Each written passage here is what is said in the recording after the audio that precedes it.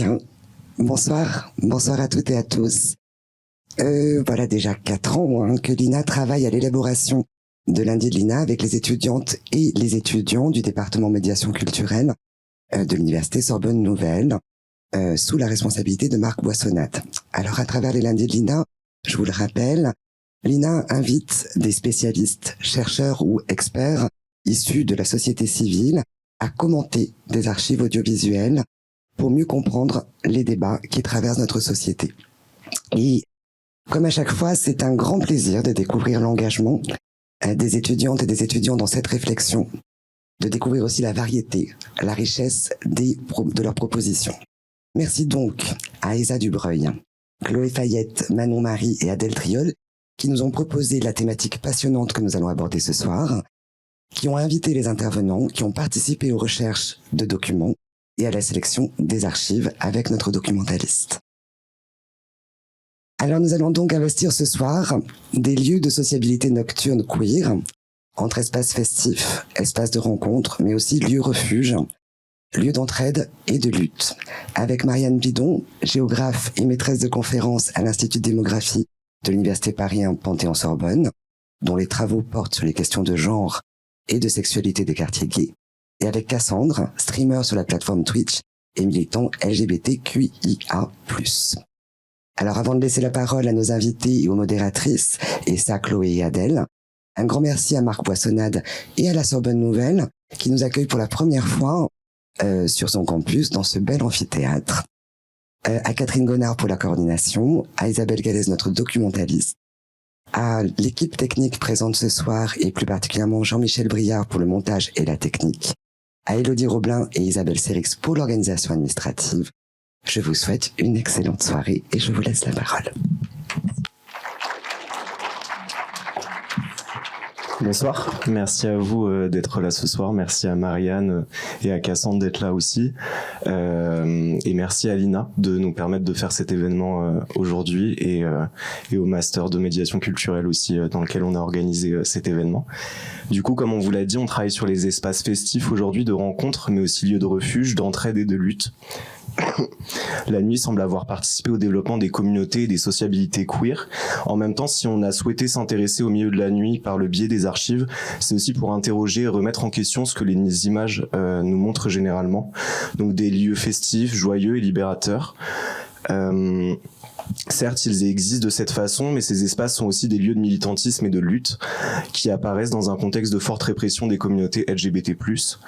Pour ces raisons, nous souhaitons également révéler les dessous de ces espaces formels et informels, qui restent toutefois traversés et révéler les dessous de ces espaces, qui restent toutefois donc traversés et limités par de fortes inégalités, donc la situation géographique notamment, le genre, la race, l'âge et la classe sociale qui modulent tous ces parcours individuels et la construction d'espaces collectifs. Les images qu'on a choisi de montrer ne sont toutefois pas représentatives de l'entièreté de la communauté LGBT+, c'est important pour nous d'expliquer pourquoi. Donc pour des raisons d'accès et de recherche sur les archives dites queer, mais aussi du fait du cadrage médiatique sur ces communautés, les principales personnes représentées sont des personnes blanches, cis et gays et lesbiennes. Et à titre d'exemple, le traitement médiatique et politique concernant les personnes trans fut jusqu'aux années 90 majoritairement séparé des questions gays et lesbiennes. De plus, leur inclusion à travers la communauté fut tardive autant dans les processus de sociabilité que dans les revendications de droits collectifs. Les récits et parcours trans furent et existent davantage à la marge, autant politiquement que géographiquement parlant, conformément à l'isolement social et économique existant chez les personnes trans.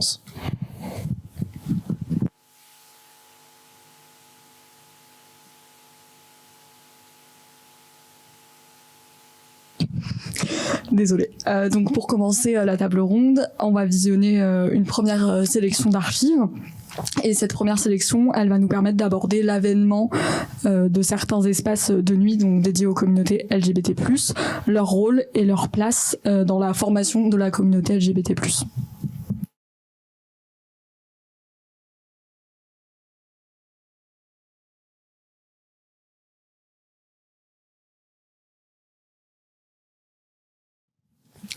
Alors, donc en guise de première question, est-ce que déjà, en préambule, Marianne et Cassandre, vous pourriez définir le terme espace de nuit.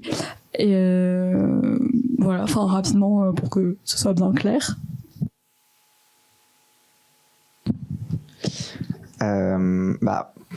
Pour moi, un espace de nuit, déjà, j'aurais du mal à le commencer à la tombée de la nuit, parce que la nuit peut aussi commencer quand le soleil est encore là.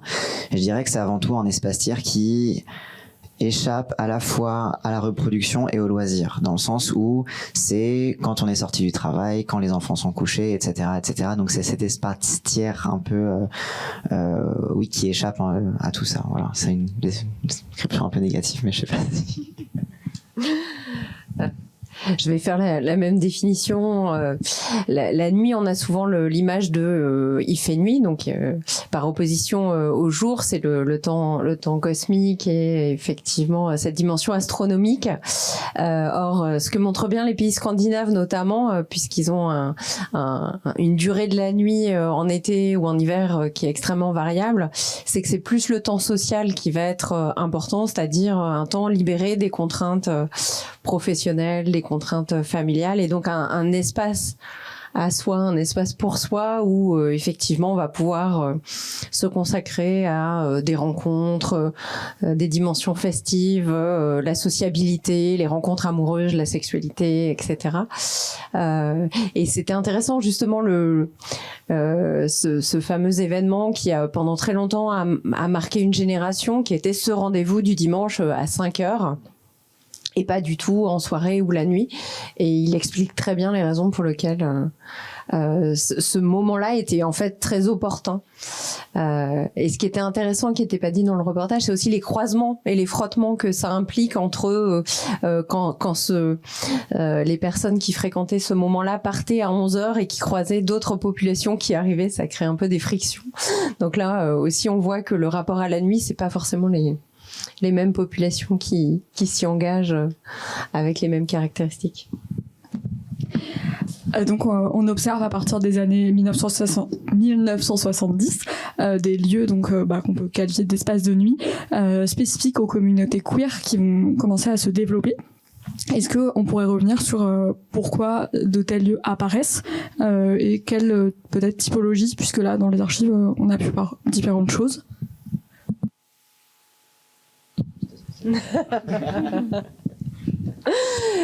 Les typologies, c'est moi. Effectivement, alors peut-être dire deux choses, puisque là on a des archives qui sont des archives télévisuelles. C'est qu'en fait des lieux de rencontre, on en a bien avant, et les travaux des historiens Florence Tamagne, Régis Revenin, il y a tout un pan justement de l'histoire qui a rendu visible et redonné justement une géographie à ces lieux, puisque c'est aussi ce que montrait le dernier documentaire, le dernier extrait. Il y a une perte de la mémoire, et en particulier de la mémoire des lieux, qui est pas forcément transmise. Et donc le travail des historiens est vraiment intéressant pour redonner une visibilité et éviter de tomber dans un travers qui est assez fréquent, qui est d'avoir l'impression de la nouveauté. Et donc souvent on a l'impression d'une émergence parce qu'il y a eu un déplacement géographique des quartiers et des lieux, et donc on a l'impression que c'est quelque chose de nouveau. Alors c'est nouveau dans sa forme, mais c'est pas forcément nouveau dans le fait de se rencontrer. Déjà à la fin du 19e, au début du 20e siècle, dans d'autres quartiers, sous d'autres formes, on a des balles, des bars, des espaces de rencontre. Donc ça renvoie aussi à une première typologie qui répond à un besoin qui est celui de la rencontre. Le besoin de sociabilité, et le besoin de se rencontrer, et pas seulement dans des rencontres épistolaires ou par la suite des rencontres par Minitel ou des rencontres par applications interposées, mais vraiment de se rencontrer physiquement quelque part. Donc c'est tous ces lieux qui sont des lieux de rencontre, les bars, et puis après il va y avoir une diversification, des lieux plus festifs pour faire la fête ensemble. Et on voit apparaître au début des années 90 une diversification commerciale autour d'une revendication forte qui est l'identité gay. Un peu moins l'identité lesbienne, mais dans le quartier du Marais, c'est assez impressionnant, puisque au début, les premiers établissements, c'est des bars. Après, on va avoir des boîtes, des clubs, des restaurants. Donc, petit à petit, on voit le cercle de la rencontre, de la sociabilité, de la festivité et de la sexualité s'élargir. Et puis ensuite, être finalement, on monte un syndicat, on va avoir une pharmacie, on va avoir des médecins, des dents. Enfin, on va avoir toute une diversification commerciale qui là prend cette dimension identitaire très forte et qui fait quartier aussi. Donc la typologie, c'est un petit peu autour de ces lieux-là.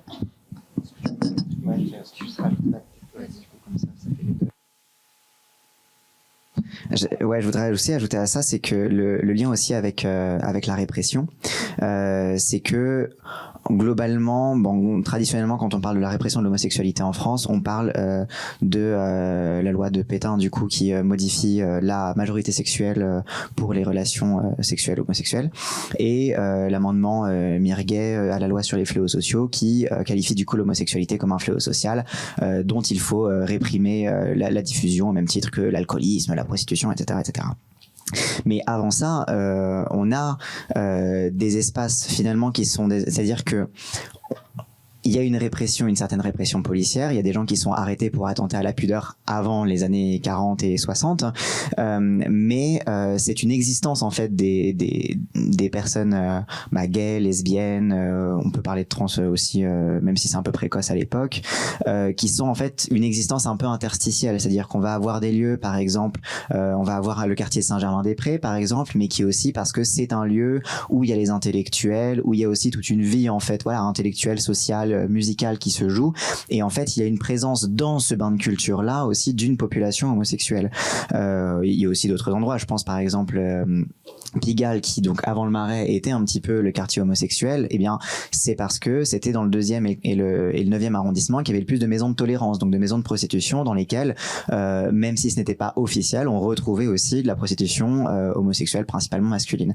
Donc en fait ce que va faire quelque part la répression, j'ai l'impression, c'est que elle va mettre un mot, et du coup elle va faire émerger en fait une nécessité de se singulariser dans des espaces qui étaient des bains de culture un peu plus mixtes, et qui justement se définissaient par cet entre-deux entre tolérance et répression, une fois de temps en temps, on va dire.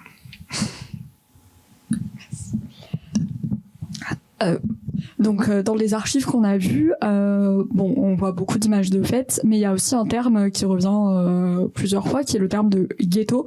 Est-ce que vous pourriez nous expliquer pourquoi il y a ce terme-là qui est employé pour parler de ces endroits, et aussi par qui il est employé?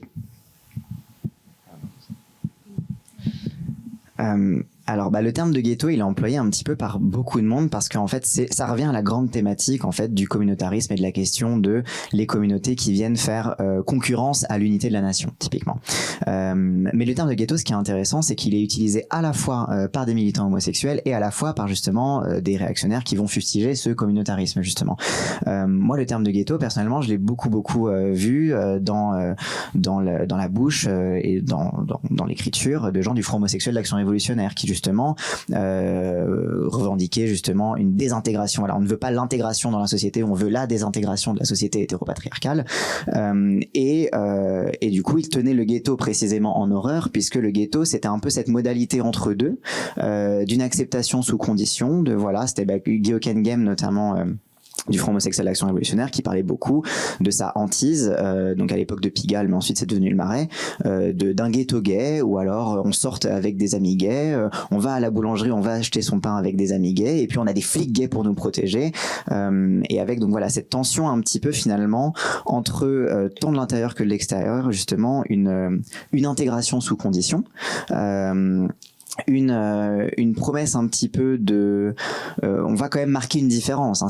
C'est un ghetto, donc il y a de la stigmatisation, donc on est différent, mais en même temps c'est au nom de ça que hors du ghetto la société sera indifférente à nous, et on aura le droit d'être marqué et stigmatisé qu'à l'intérieur du ghetto. Et aussi notamment ces militants radicaux avaient tendance à percevoir justement cette émergence de quartiers gays comme finalement une première étape de la contamination justement de l'ordre normatif. C'est-à-dire que enfermés dans ce ghetto, qu'est-ce qu'il nous faut? Il nous faut un enjeu sécuritaire, et du coup on devient contaminé justement par ce langage sécuritaire de la société et de la société capitaliste patriarcale qui nous entoure. Et donc voilà, et puis aussi voilà, c'est aussi une période où le communautarisme, voilà, donc avant qu'on parle on parlait aussi de communautarisme pour les communautés racisées, immigrées, etc., mais fut un temps où la communauté homosexuelle était une communauté considérée au même rang des communautés indésirables et au même rang en termes de désintégration potentielle de la société. Donc voilà, mais en fait au final j'aime bien ce terme de ghetto qui est assez qui porte justement ces deux réalités, à la fois d'un refuge et à la fois d'une méfiance justement de cet enfermement, quoi.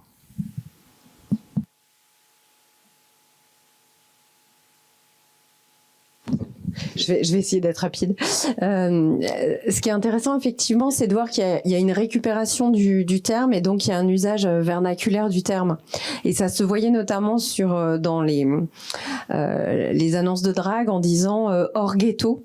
Et c'est intéressant parce que il y avait un rapport un peu ambigu à ce terme-là, c'est-à-dire que tout le monde devait se définir un peu hors ghetto, parce que ça semblait problématique de s'afficher comme étant un fervent partisan consommateur dans le Marais, et en même temps c'était les mêmes personnes qui s'affichaient hors ghetto, qui par ailleurs qu'on pouvait retrouver dans tous les lieux de sociabilité dont on a parlé tout à l'heure. Donc c'est aussi intéressant de voir qu'il y a une intégration de ce vocabulaire par la communauté, avec un rapport un peu ambivalent, qui est à la fois très critique de ce que peut être le ghetto, et en même temps de bien voir que quand même c'est un lieu de sociabilité, de festivité, c'est là qu'on va pouvoir se retrouver, c'est là où finalement on n'a pas besoin de se poser la question de qui on a en face de soi, donc le rapport à la drague est simplifié, on se sent pas menacé, etc. Donc cette dimension ambivalente, elle est intéressante. Et à un niveau plus politique, c'est aussi important de noter que il y a eu toute une importation de ce vocabulaire, de ce label, et qu'effectivement, ça porte une très forte stigmatisation. Donc, dans les années 90, à la fois dans les médias, si on pense à quelqu'un comme Finkielkraut, mais aussi chez des figures d'intellectuels comme Marcel Gauchet, chez un certain nombre de politiques, comme à l'époque la mairie du 4e arrondissement, reprennent ce vocabulaire-là dans des termes extrêmement rudes, avec cette idée que le quartier du Marais, c'est un espace qui fait sécession sur le modèle des communautés américaines. Et donc, on a cette rhétorique qui stigmatise à la fois ce qui se passe en banlieue, ce qui se passe dans le Marais, et un discours extrêmement rude, et qui est totalement déconnecté de la géographie française.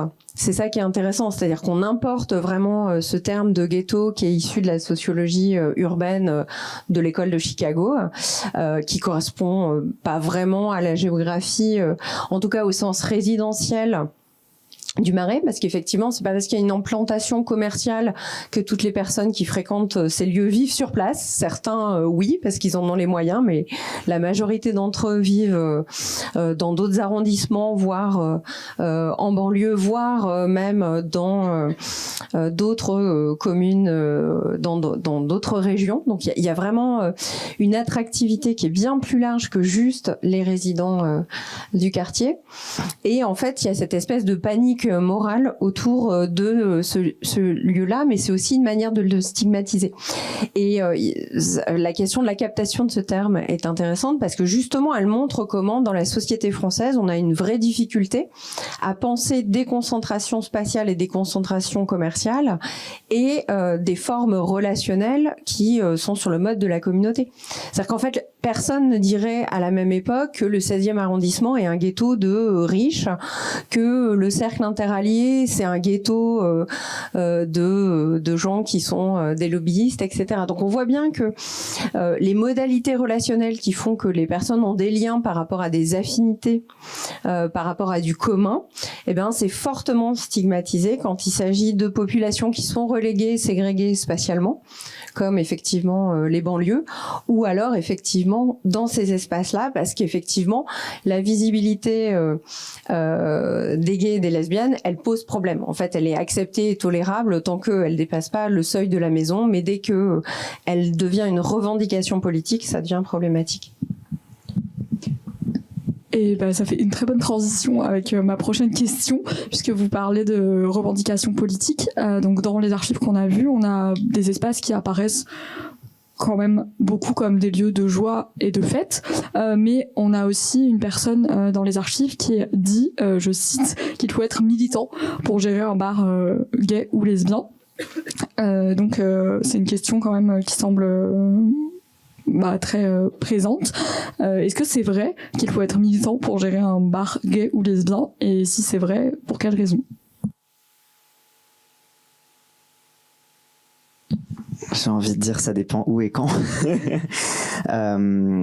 Déjà, je trouve que c'est pas anodin que la personne dans les extraits qui a eu le discours le plus en rapport aux militants et à l'adversité soit justement une femme, et que par ailleurs le discours on va dire qu'on avait au Palace, qu'on avait dans l'autre bar dans le Marais, c'était beaucoup de on est comme vous inquiétez pas, on rentre à 11h et puis après on va bien travailler comme tout le monde. Donc je pense qu'il y a déjà de ça, c'est que il y a une forme de militantisme malgré soi quoi qu'il arrive. C'est que oui, exister dans une société homophobe quoi qu'il arrive, oui, il faut s'armer, il faut savoir faire face contre ça. Mais ça veut pas forcément dire que tout espace est forcément militant, dans le sens où il y a un militant malgré soi, mais après il y a aussi ce qu'on en fait. Et il y a pour beaucoup dans des endroits, je pense beaucoup, voilà, c'est un petit peu le cliché de beaucoup d'endroits dans le Marais actuellement, on va dire, mais beaucoup d'espaces dont on reparlera après, je pense, mais justement dans lesquels l'attrait plus commercial, plus le branding sur on va avoir une clientèle LGBT et puis c'est tout, et genre tout ce qu'ils ont c'est que c'est des bons gays et puis on va pouvoir se draguer et puis on va pas parler d'autre chose quoi. C'est quand même un attrait qui existe énormément dans beaucoup d'espaces, puisque tout simplement ça dépend, enfin comment dire, encore une fois, ça revient en fait à ce qu'on disait sur le ghetto, c'est que cette tension justement entre l'intégration à la société et la désintégration de la société, c'est cette tension permanente qu'il y a entre le droit à la différence, on va dire, aller très caricaturalement, le droit à la différence qui était un petit peu à l'époque du phare, post 68, on va tout péter, et qui s'est transformé très progressivement en une revendication d'une forme de droit à l'indifférence. Encore une fois, je fais des grosses lignes parce qu'en fait, on parle plutôt de la partie la plus visible, on va dire, du mouvement LGBT+. Enfin, LG, on va dire. G, allez. Mais il y a aussi différentes visions que vont avoir les gens qui vont créer ces espaces et qui vont dire non, nous on veut un espace juste pour draguer, mais à part ça on n'a rien de plus. Alors oui, évidemment on pourra dire que c'est militant, oui, pour le jeune gay qui va arriver dans le bar, ça va être quelque chose qui va changer sa vie et qui va comment dire, modifier fondamentalement sa façon de se voir, son estime de lui-même, etc. Mais voilà, il y a un militantisme en soi et malgré soi, et voilà quoi.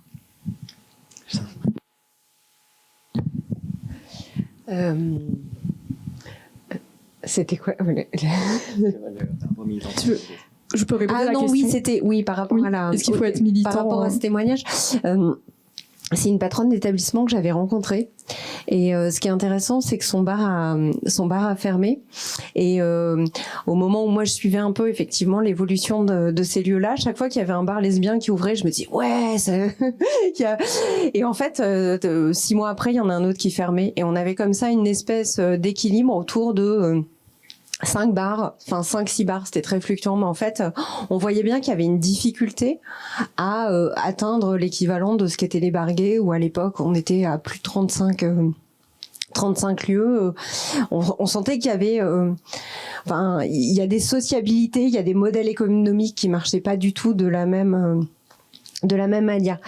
Je donnerai 2 exemples. Premier exemple, c'est effectivement, j'avais rencontré un client d'un bar gay, et il disait, mais en fait, tous les soirs, je viens, je bois 10 bières, et c'était, il avait pas des gros revenus, mais c'était vraiment un mode de vie pour lui. Ça faisait vraiment sens, il venait de loin, il allait dans ce bar, et il consommait, c'était, voilà, ça faisait vraiment partie de sa vie.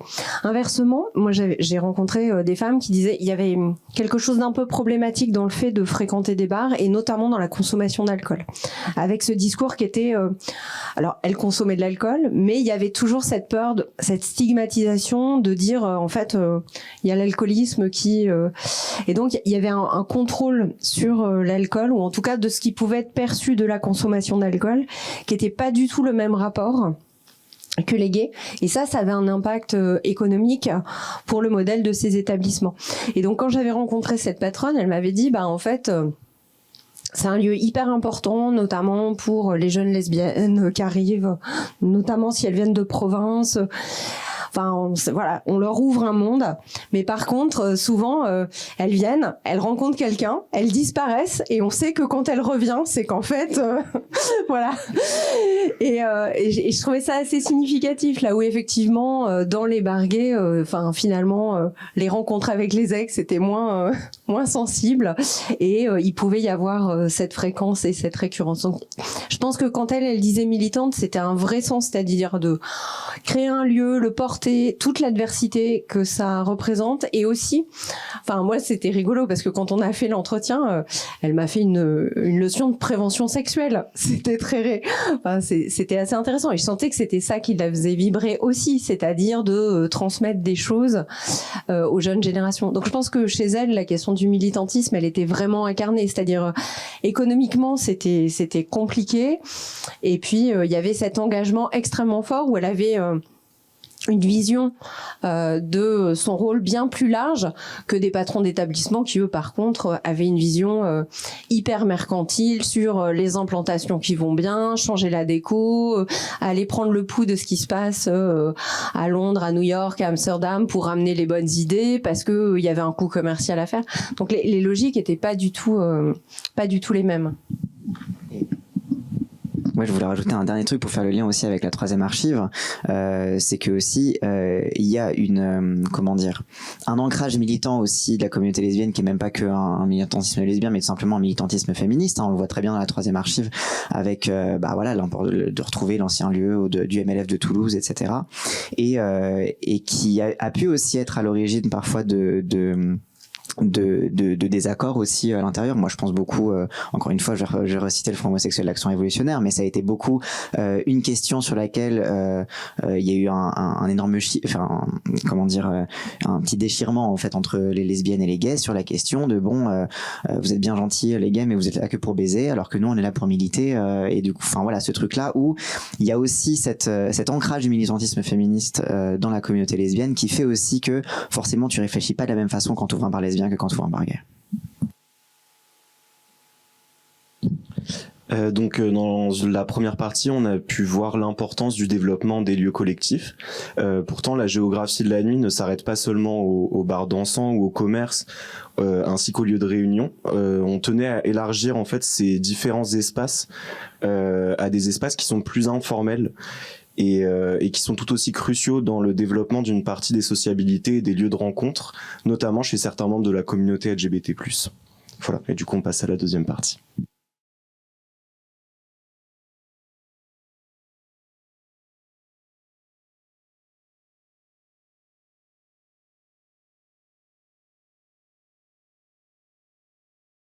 Donc on a pu voir que ces extraits étaient assez différents dans leur forme que les premiers, on y reviendra.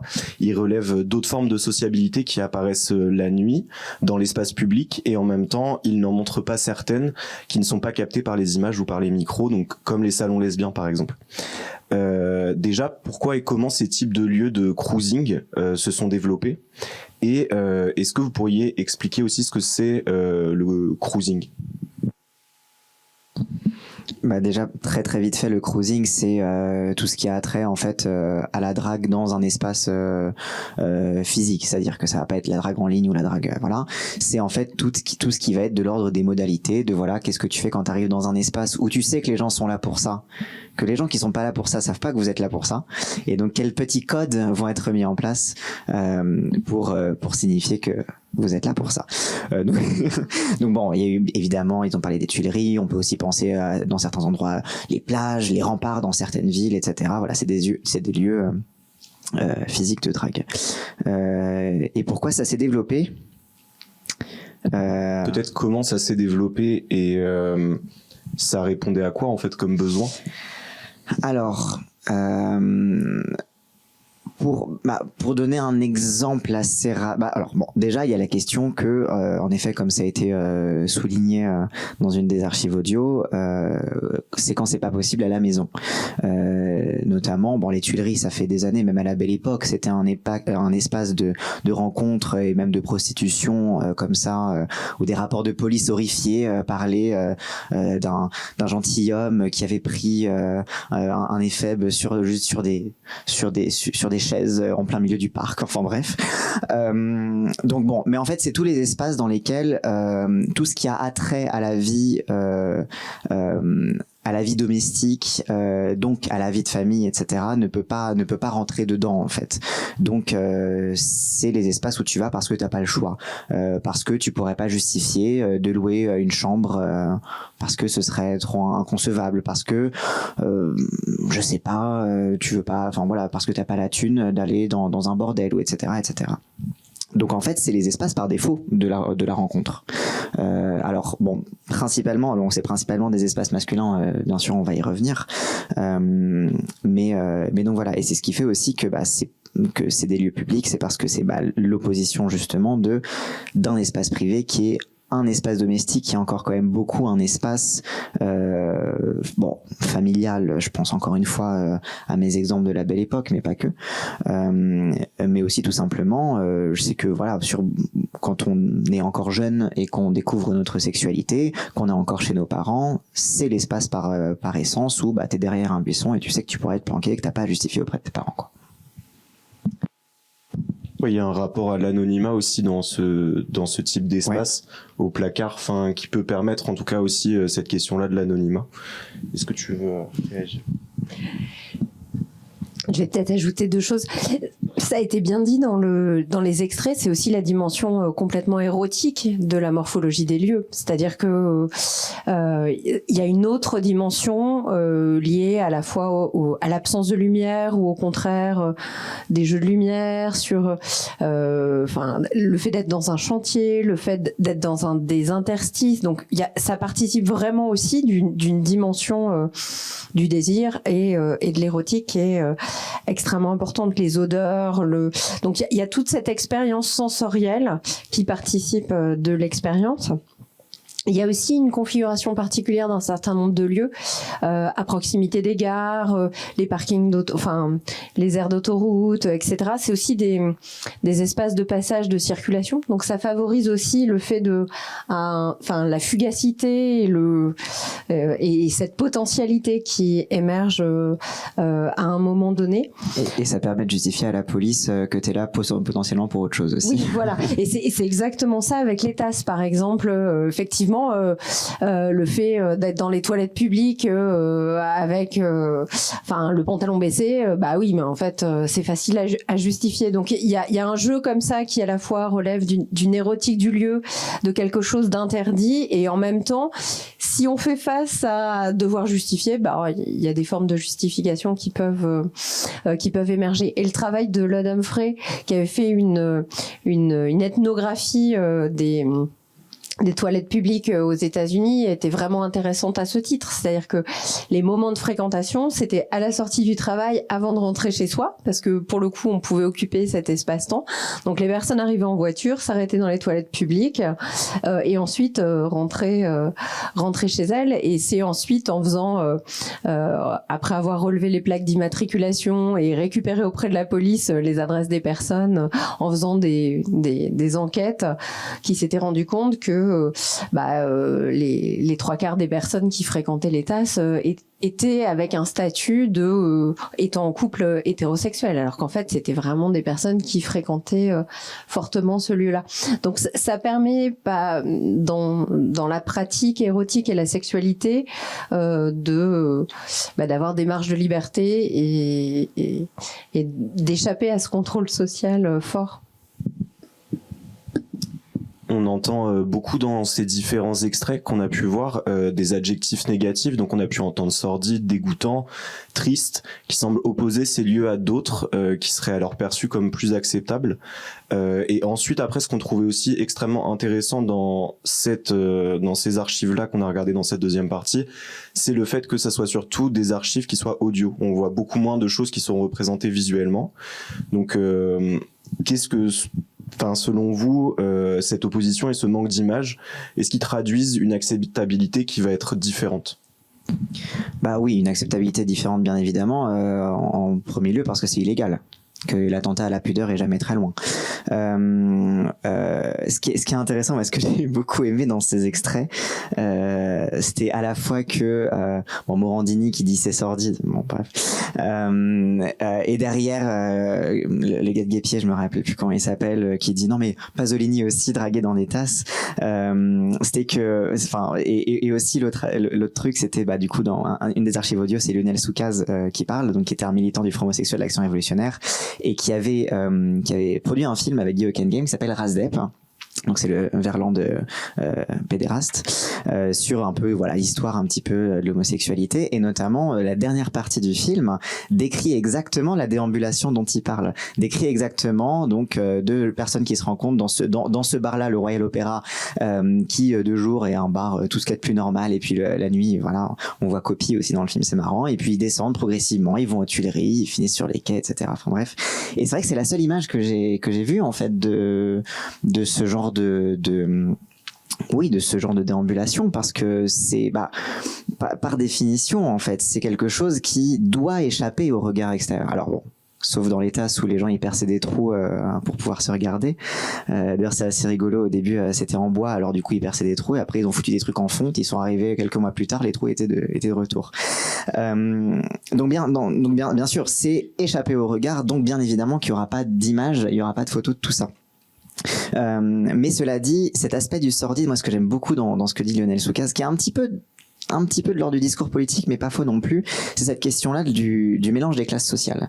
C'est quelque chose qui était assez présent, notamment, encore une fois, dans le discours du phare, Guy Hockenheim, sur cette question-là, donc parce qu'à l'époque, c'était tout le débat avec les gauchistes sur est-ce que l'homosexualité est un vice petit bourgeois ou est-ce que c'est révolutionnaire. Alors la réponse de Hockenheim, c'était que l'homosexualité est révolutionnaire. Et pourquoi elle l'est ? Parce que justement, par ces rencontres-là, on casse justement les frontières de classe, les frontières de race, et en gros, cette capacité-là à baiser de façon transclasse était en fait ce qui finalement créait une solidarité homosexuelle qui pouvait dépasser justement la solidarité de classe. Bon. Le temps a passé et Hockenheim est revenu un petit peu là-dessus. Mais justement, c'est ça qui est assez intéressant. C'est que quand Soukaz parle un petit peu de tout ça, de ce truc-là, de cet attrait un petit peu, de même presque ce fantasme aussi de coucher avec un ouvrier, avec il y avait aussi beaucoup d'écrits du phare sur on s'est fait enculer par des Arabes, etc. Enfin bref, derrière ce fantasme-là, il y a aussi une espèce de mélancolie en fait d'une époque où on pouvait encore croire cette homosexualité révolutionnaire, on pouvait encore croire en fait qu'il se passait quelque chose de plus dans ces rencontres-là justement. Et je trouve que c'est assez touchant, notamment quand il rencontre qu'il s'est ramené dans l'appart d'un cadre sup et que ça l'a fait débander. Mais parce qu'en fait là-dedans, je pense qu'il y a aussi un petit peu de la comment dire. J'ai plus les mots. Pardon, désolé, j'oublie ce que je voulais dire. Mais oui, un petit peu, c'est parce que derrière ce sordide, derrière ce truc, cette excuse de non, mais Pasolini aussi, baiser dans des tasses, etc. Il y a aussi quelque part derrière tout ça une forme d'utopie un peu homosexuelle qui disparaît progressivement aussi après que les tasses soient progressivement détruites les unes les autres. Et puis aujourd'hui, on a les applis de rencontres, etc. Mais donc je trouve ça assez touchant quand même, mine de rien. Ce qu'on remarque aussi dans ces extraits, c'est que ces différents lieux ne paraissent pas forcément convoités par tout le monde. Cette question, du coup, va nous permettre de faire la transition avec la troisième partie de ce soir, puisqu'on observe bien, du coup, que ces formes d'occupation des espaces sont marquées par le genre et la classe. En effet, d'autres formes de sociabilité plus silencieuses ne sont pas visibles dans les archives, et pourtant, par exemple, pour les lesbiennes, se développent donc dès la fin du 20e siècle, dès la fin du 20e siècle, des salons, du 19e siècle, donc des salons, et encore aujourd'hui dans des espaces plus clos.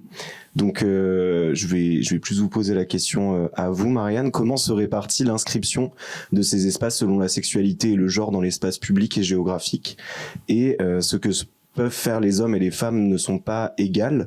Qu'est-ce que ça implique donc dans la fréquentation de ces différents lieux et dans la constitution d'autres lieux? Je vais reposer la question. Pour la trancher. Pour la trancher. En fait, comment est-ce que l'espace social, l'espace urbain est investi de différentes manières selon son genre et son orientation sexuelle. Ce qui est intéressant, ça fait le lien effectivement avec des choses dont on a un petit peu parlé, qui sont que finalement les individus ne sont pas monodimensionnels. Ils ont aussi d'autres propriétés, d'autres dimensions qui structurent leur identité. Et la question de la socialisation primaire et secondaire, elle va être importante.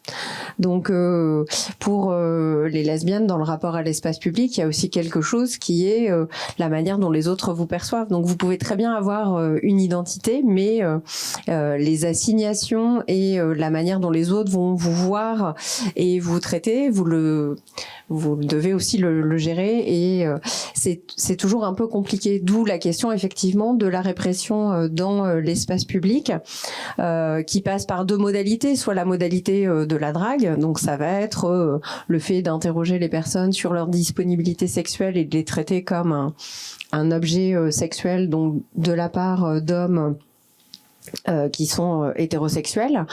Et il y a une autre modalité qui peut être là plus dans la violence, qui est à la fois la réassignation de la personne à travers l'injure, voire la violence physique. Et donc cette question de la menace qui pèse dans l'espace public pour les lesbiennes, elle est assez forte, et elle est aussi liée à la difficulté à se départir de finalement sa socialisation primaire, qui fait qu'aujourd'hui la manière d'éduquer les filles à fréquenter l'espace public, elle ne va pas de soi. Donc la place des femmes dans l'espace public, qui peut être une place statique, une place où on n'a pas besoin de se donner une contenance, de regarder ailleurs, ça ne va pas de soi. Donc ça, c'est un élément qui reste fortement structurant. Je vais peut-être faire aussi le pont avec ce qui a été dit tout à l'heure, c'est qu'il me semble que ça relève aussi de formes d'économie morale, où on voit bien dans ce qui apparaît comme sordide ou au contraire montrable, acceptable, valorisé, il y a des hiérarchies qui apparaissent, et ça c'est compliqué aussi de devoir gérer ces assignations, ces normes sociales, qui est de considérer quelle est la bonne place où les femmes doivent être, et aussi quelle est la tenue qu'elles doivent avoir dans l'espace public. Donc c'est des questions qui sont bien plus larges que la seule question des lesbiennes, mais qui finalement se reposent aussi à elles, quand bien même elles voudraient échapper à ces assignations. Et on le voit notamment dans des formes de lesbophobie et d'agression dans l'espace public, où des lesbiennes qui d'apparence seraient perçues ou performeraient quelque chose qui serait considéré comme relevant de la masculinité, vont faire face à des formes de répression et de violence bien plus fortes. Pardon, je suis désolée.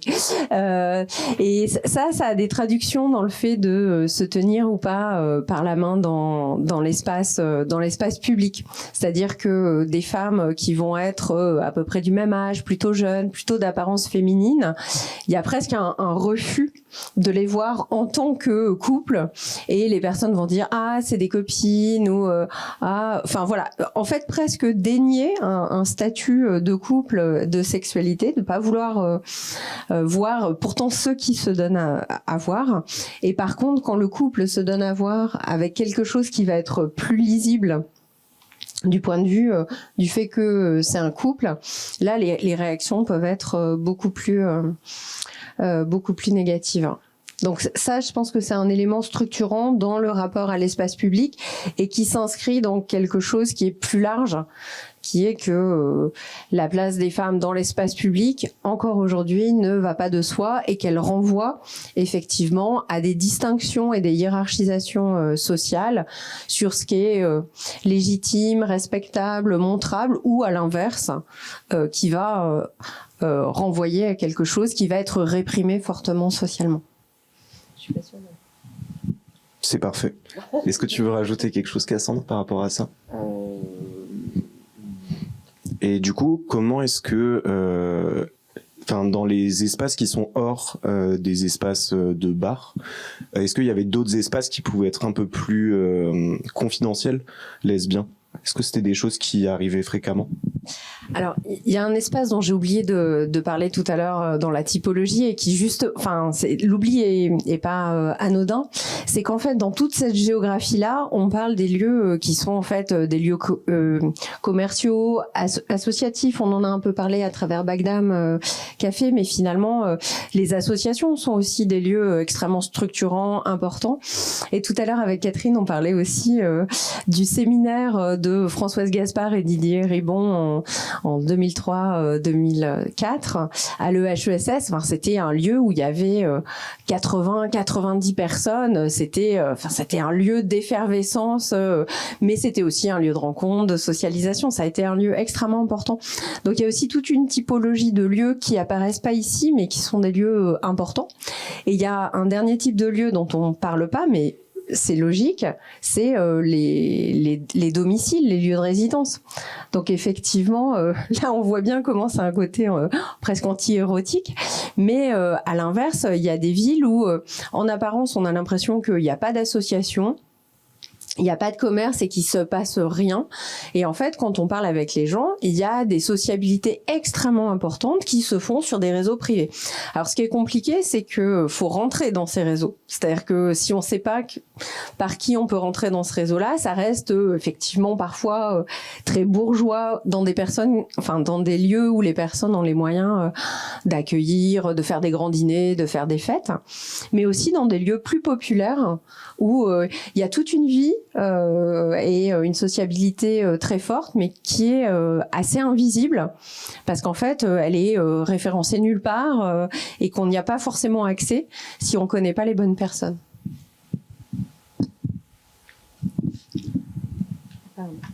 Merci beaucoup pour ces deux premières parties. Ce qu'on voit bien du coup là, c'est que la nuit est assez centrale pour développer des espaces de sociabilité, mais ce qu'on voulait soulever aussi, et c'est ce que Eza a dit en introduction, c'est que la nuit est pas non plus égale pour tout le monde, et qu'elle relève d'espaces qui sont assez diversifiés et aussi assez hétérogènes, donc du coup selon les identités de genre, mais aussi selon les ressources économiques. Donc on a commencé déjà un peu à en parler, la race et les situations géographiques. Donc voilà, c'est à ces questions-là qu'on a voulu dédier notre dernière partie, et on en discute après le visionnage des dernières archives. Merci.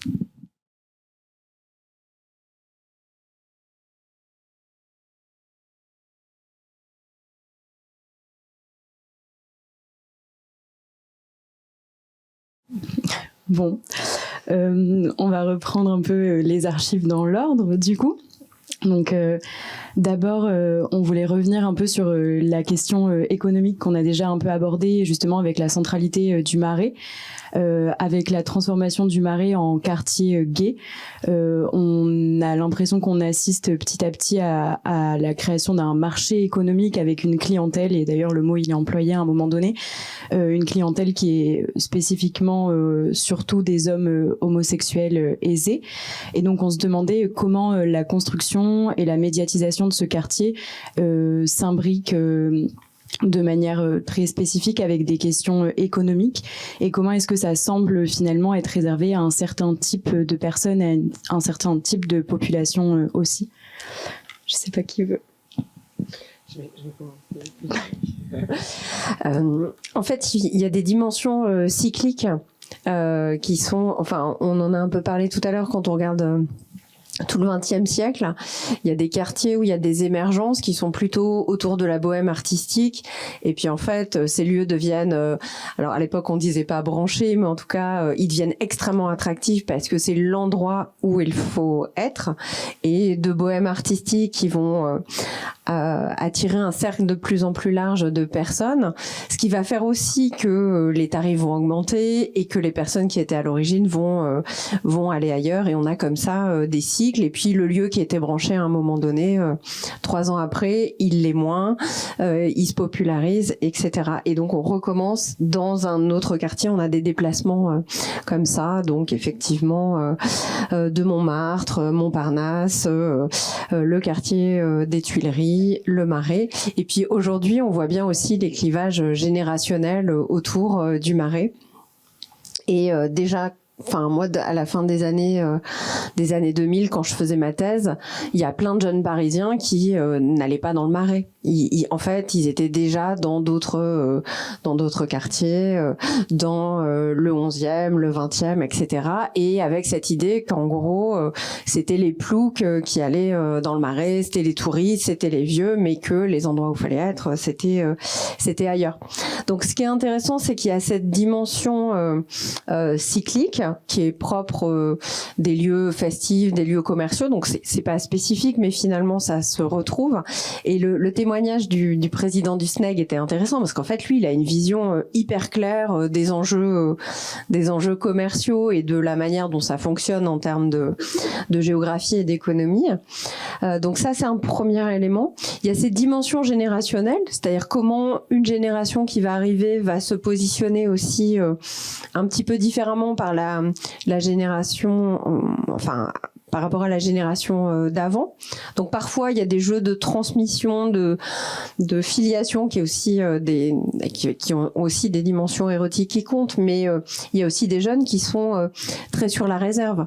Et là aussi c'est un élément intéressant parce qu'il y avait des lieux qui étaient un peu fantasmatiques, notamment chez les 18-20 ans. Ils allaient tous se promener autour d'un certain nombre de bars sans jamais oser y rentrer. Donc il y avait tout le temps un peu ce rapport, et j'ai oublié le nom du bar qui a la devanture rouge, qui était vraiment le truc dont tout... Non, le Cox, voilà, le Cox. Tout le monde m'en parlait en mode, voilà, le Cox, et en même temps, on passait devant en permanence, mais sans jamais vraiment oser rentrer. Et on voyait bien qu'il y avait des clivages générationnels qui se jouaient. Et effectivement, il y a... voilà, on se positionne aussi par rapport aux autres générations. Et à San Francisco, c'était assez intéressant parce qu'ils avaient une expression pour parler des gens qui fréquentaient le Castro, c'était les Bridge and Tunnel. Et donc les gens qui étaient vraiment, qui habitaient le centre de San Francisco, donc qui étaient plus bourgeois, voulaient pas aller dans les bars historiques du Castro parce qu'en gros, là aussi, c'était les banlieusards, c'était les touristes qui y allaient. Donc il y a ces jeux de distinctions sociales qui sont aussi assez structurants pour à la fois se distinguer, se positionner, et voilà. Donc la question de la classe sociale, des générations, des liens entre les générations joue très fortement.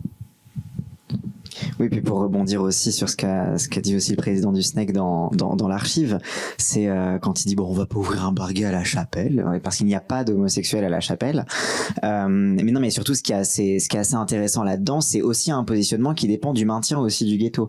C'est-à-dire que toute la fuite qu'on observe aujourd'hui avec des loyers qui sont beaucoup trop élevés, les riverains qui ont commencé à bien valoriser leurs petits biens et qui commencent à en avoir marre que ça fasse du bruit dans les rues, avec leurs petites banderoles, faites attention à notre sommeil et tout. Voilà, il commence à y avoir aussi un phénomène de fuite du Marais avec, voilà, comme tu disais, le 20e, le 11e, mais même pas que, parce qu'il y a aussi tout un monde de la nuit dont on a un petit peu moins parlé et qui est aussi beaucoup autour de la musique électronique, les soirées à proprement parler, qui elles sont beaucoup plus itinérantes et qui vont davantage aller dans des différents endroits de banlieue qui sont un peu moins chers parce que ça coûte cher à organiser. Donc voilà, donc il y a un petit peu tout ce truc mouvant et qui se fait, et c'est assez intéressant parce que ça se fait aussi très souvent sur ces bases-là de distinction, parce que la distinction qu'il peut y avoir aujourd'hui par rapport à des jeunes queers un peu plus branchés qui voudraient fuir le Marais, mine de rien, c'est aussi une distinction raciale, puisque on y retrouve, comme tu disais, en effet, des gens de banlieue qui viennent, puisque c'est tout ce qu'ils connaissent le Marais, justement, parce que les trucs qu'il faut connaître, ils sont pas dedans, justement. Donc il y a aussi un petit peu cette double distinction à la fois par rapport aux clichés un petit peu très gay, très viril, etc., mais aussi parfois aussi il peut y avoir aussi cette distinction de classe, et c'est un truc qu'on a aussi pu retrouver à l'époque, typiquement à l'époque de, donc quand je vous parlais de l'époque de Saint-Germain-des-Prés, très bon article de Georges Sidéris à ce sujet-là. Quand on regardait un petit peu la presse homosexuelle, notamment ce que pouvait écrire Arcadie, mais pas que, au fur et à mesure du temps, on voyait de plus en plus de gens qui fustigeaient les folles, qui fustigeaient ces homosexuels trop efféminés, regardez-les, et regardez-vous et comprenez que vous ne leur ressemblez pas, etc. Enfin voilà, il y a aussi des effets de distinction qui se mettent en place. Du coup, qui témoignent du coup pas uniquement. Enfin, alors, il y a eu un effet, de fuite, parce que quand on parle d'Arcadie, on parle donc c'est un club homophile des années 50, très bourgeois, qui visait à éduquer les homosexuels pour en faire de bons petits citoyens. Enfin bref, donc il y a cette distinction un peu bourgeoise qui se met en place. Mais en fait, cette fuite, elle est à la fois double. Elle est à la fois dans les gens qui vont fuir un quartier parce qu'il est devenu trop ou pas assez, et à la fois soit parce qu'il est devenu trop, soit parce qu'il est devenu pas assez. Pardon, désolé, je finis ma phrase ici.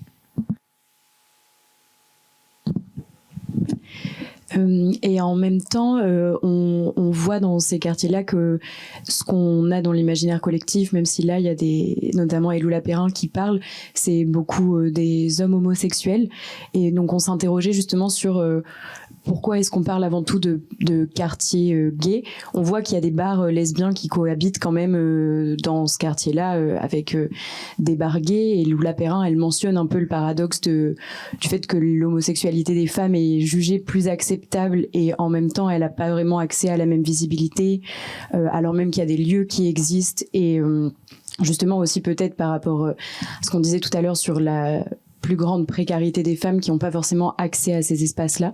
Donc voilà, pourquoi est-ce qu'on parle avant tout de quartier gay, et comment est-ce que le genre, quel rôle il a dans la formation de ces espaces-là, et qu'est-ce que ça a comme conséquence sur la manière de vivre ces espaces de nuit sur le long terme.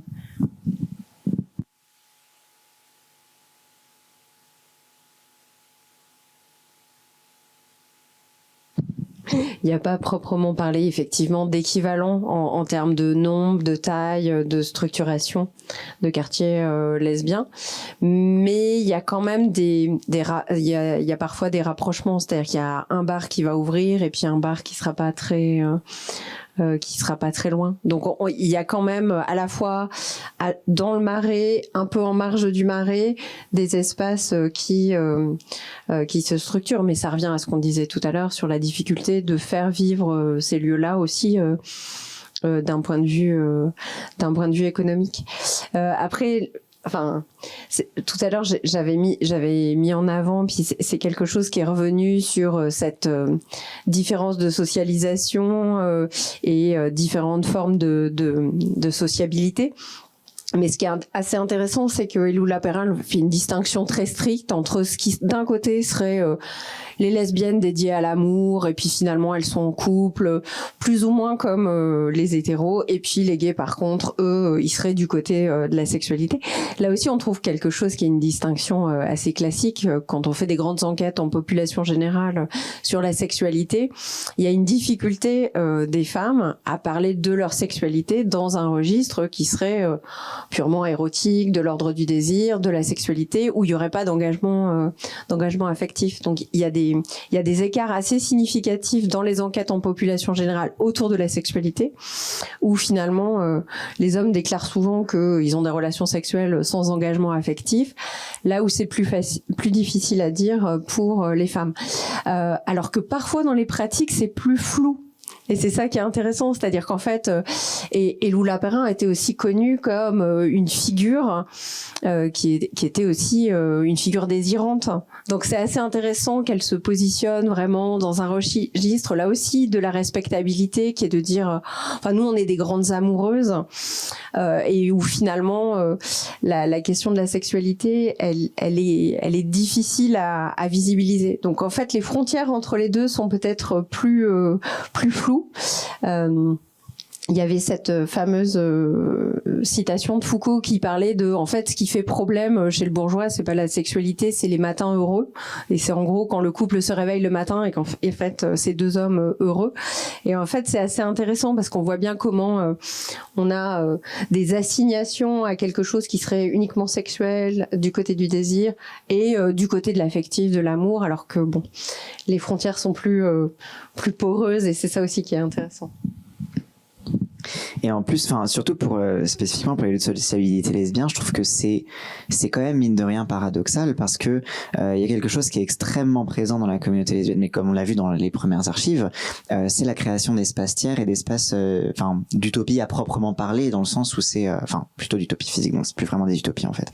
Mais parce que c'est quelque chose, bon, moi j'ai beaucoup vu ça pour les États-Unis par exemple, mais t'avais à San Francisco, t'avais une rue entière où c'était que des maisons, où c'était que des lesbiennes qui habitaient dans la grande tradition en fait finalement du féminisme radical, du lesbianisme séparatiste, etc.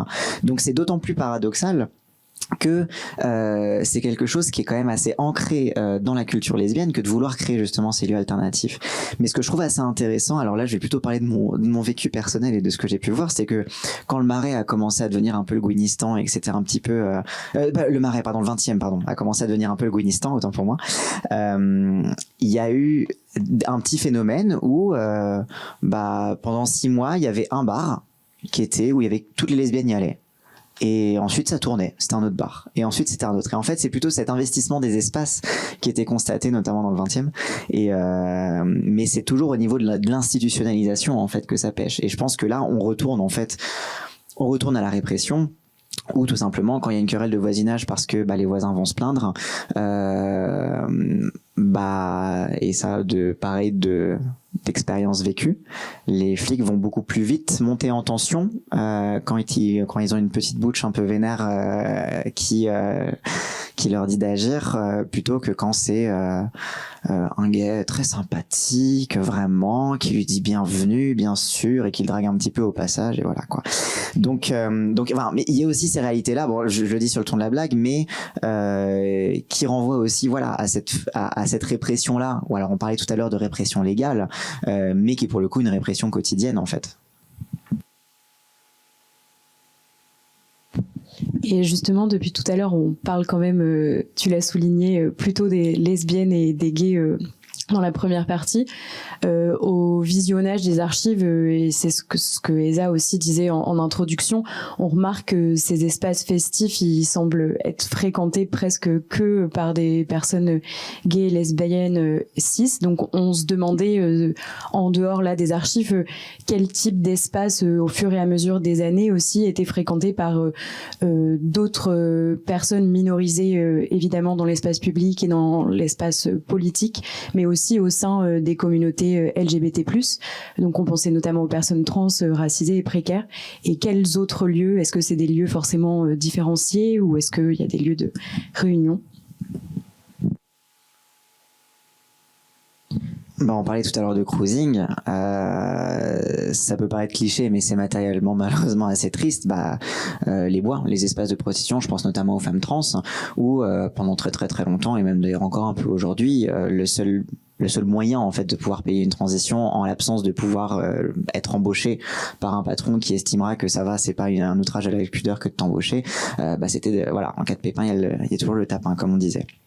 comme on dit toujours, pardon. Donc il y a ça, il y a des espaces. Donc qui sont ces espaces par exemple de prostitution? Il y a les espaces de cruising en vrai, parce qu'en fait quand on regarde les archives, dans beaucoup d'aspects, quand on parle des folles, c'est de la mauvaise catégorisation, on va dire. Donc bon, il y a un petit peu de ça. Il y avait aussi et ça c'est un truc auquel je me suis un peu intéressé, c'est un peu en chantier dans ma tête, mais aussi tout simplement beaucoup un monde punk dans lequel il y avait beaucoup de femmes trans et d'hommes trans aussi, hein, si on pense à même Preciado et des Pentes typiquement, mais même autre que ça, il y a les Gasolines, hein, tout simplement, donc qui était une émergence pareil du Front homosexuel Action révolutionnaire, qui après ont fait de la musique, puis étaient plutôt dans des squats qui étaient autour de Châtelet.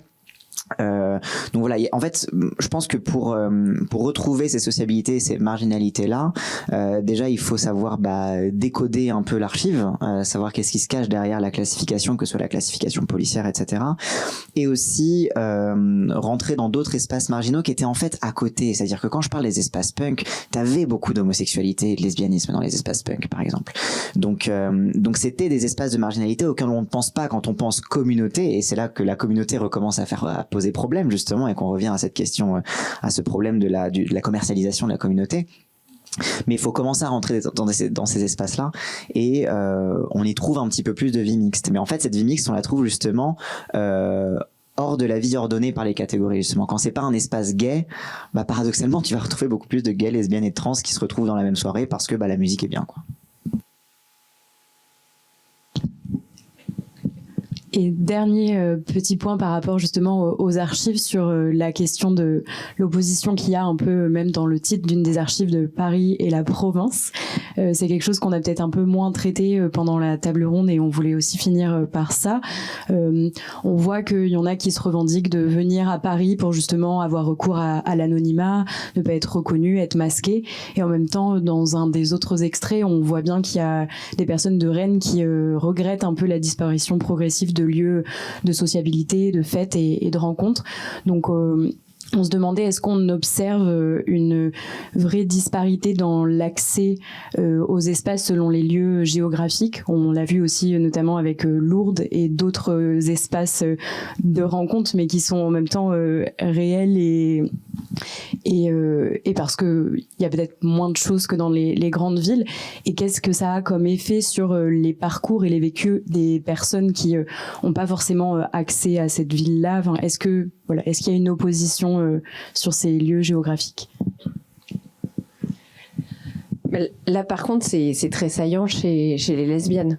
Parce que là, l'enjeu de la rencontre, il est compliqué parce qu'il n'y a pas cette dimension qui serait l'interaction à caractère sexuel immédiate dans des interstices où finalement il y a du passage et où on rencontrera du monde. Donc ça, la question de la géographie en fonction de la taille des villes, elle va jouer fortement. Enfin, j'ai fait des entretiens il y a pas longtemps, et c'était assez marquant. C'est-à-dire des personnes qui disent moi j'habite dans une petite ville, il y a 2 bars. Alors déjà il y a pas grand choix, il y a 2 bars, c'est des bars hétéros, c'est tout le temps la même musique, c'est tout le temps les mêmes personnes. Et de fait, moi ça fait 4 ans que je suis célibataire, j'ai pas d'opportunité de rencontre. Et par ailleurs, le fait que cette personne avait plus de 45 ans, de milieu populaire, il y avait aussi une difficulté qui était liée à sa situation. Et il y avait une vraie solitude et une vraie difficulté qui est de se dire en fait qu'est-ce que j'ai comme ressources autour de moi, c'est extrêmement compliqué. Donc ça, c'est la taille des villes, elle joue fortement sur la structuration des lieux commerciaux, des associations. Ça veut pas dire qu'il y en a pas, mais ça veut dire que les possibilités de choix, elles sont plus limitées. Donc ça oblige les personnes à avoir accès à des moyens de transport, à connaître ce qui est visible pour justement se déplacer, essayer de trouver. Et pour le coup, dans les lieux qui sont dans des villes, dans des petites villes ou des villes moyennes, comme il n'y a pas beaucoup de lieux et qu'il y a une question d'échelle qui joue, c'est des lieux qui sont beaucoup plus mélangés, avec parfois aussi des cohabitations qui peuvent être problématiques, notamment avec des hétérosexuels qui viennent dans le lieu en mode on est tous là pour faire la fête ensemble et qui passent complètement à côté des enjeux de ce que ça signifie être minoritaire, de ce que ça signifie les formes de répression, de discrimination et aussi de pouvoir choisir de s'engager dans du relationnel et pas juste dans de la sexualité avec un couple hétéro qui profite de l'occasion en jouant sur l'idée que les personnes sont disponibles sexuellement parce que gays ou lesbiennes. Donc il y a des hiatus assez forts dans ces lieux-là, à la fois par compréhension de ce que ça signifie les enjeux et les questions minoritaires, et par ailleurs cette géographie qui va peser fortement parce que de fait, en termes de densité et de diversité, il n'y a pas les mêmes possibilités.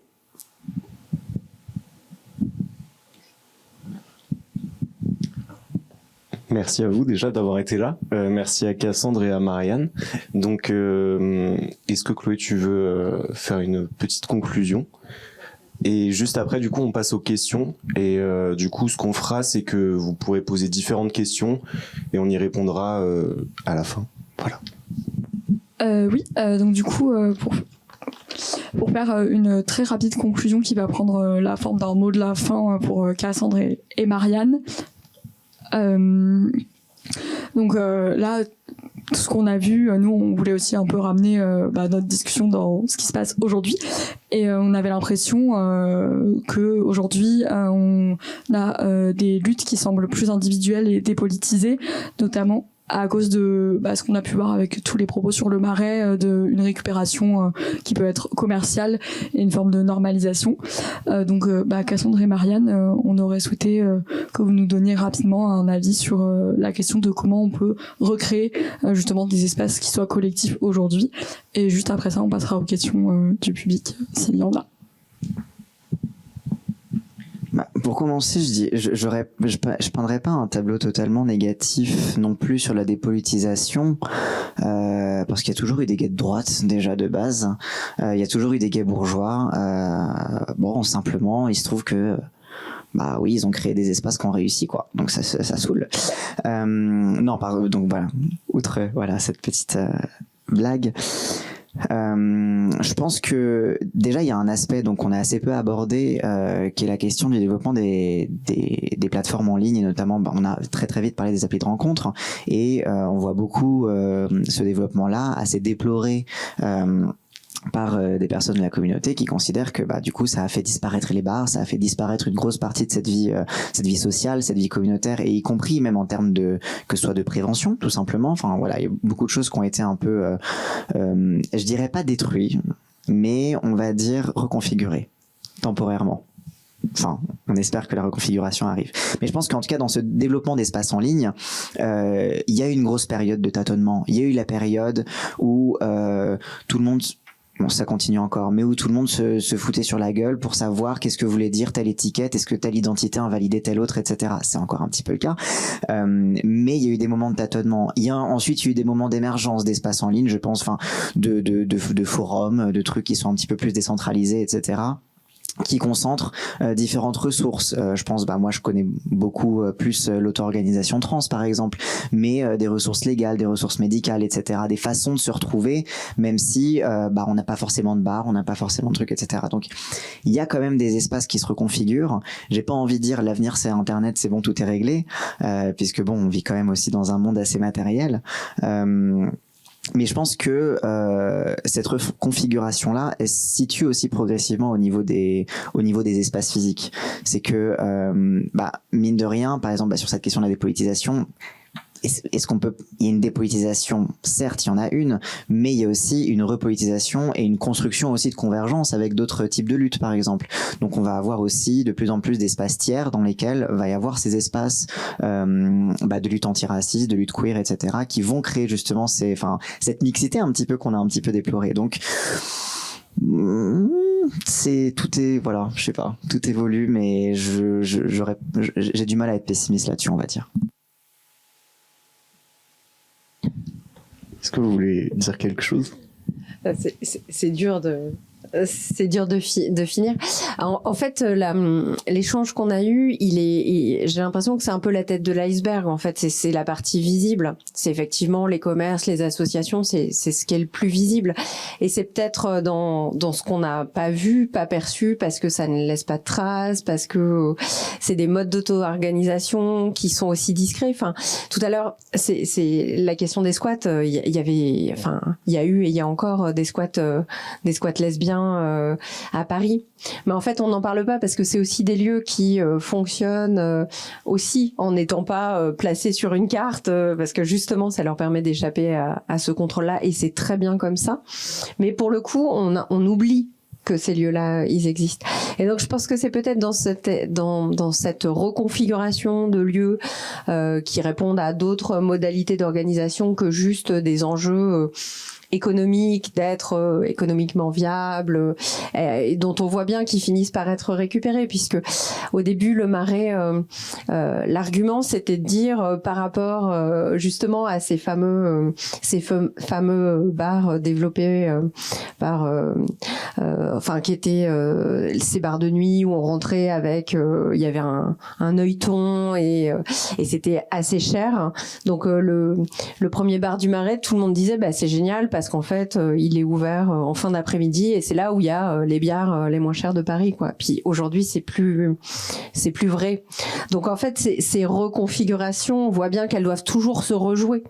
Les bars du 20e qui étaient cool et pas chers, aujourd'hui ils sont bourgeoisés. C'est des quartiers qui sont gentrifiés et finalement ça va se déplacer. Donc je pense que sur la géographie institutionnelle, ça fait un siècle que ça se déplace, ça s'institutionnalise. Ce qui un jour était à la pointe de la transgression ou de cette bohème artistique un peu avec une effervescence extraordinaire, c'est récupéré. Et en fait, c'est le propre de tous les lieux. Donc je pense qu'en fait il faut pas, à la fois de cultiver la mémoire de ces lieux-là, c'est extrêmement important pour savoir qu'ils ont existé, que c'est possible et de comprendre comment ils ont fonctionné, c'est important. Ça permet aussi de pas forcément en avoir la nostalgie en voulant absolument les figer dans le temps parce que en fait c'est le propre des lieux. Donc en garder la mémoire, c'est peut-être un enjeu. Vouloir les garder dans leur jus, ça ne fait pas forcément sens, surtout si les personnes l'investissent pas, le font pas vivre et que ce lieu-là fait pas sens pour eux. Et puis peut-être de regarder ce qu'il y a en dessous de l'iceberg, quoi. C'est cette partie-là, et c'est peut-être là qu'il y a de la créativité, de l'inventivité, des réappropriations politiques intéressantes. Donc investissez ça. C'est peut-être comme ça que je terminerai. Merci beaucoup en tout cas à vous tous et toutes. On peut continuer à discuter. Merci à Lina, merci à Paris 3, merci Isabelle d'avoir été une documentaliste incroyable et merci à vous d'avoir été là aujourd'hui.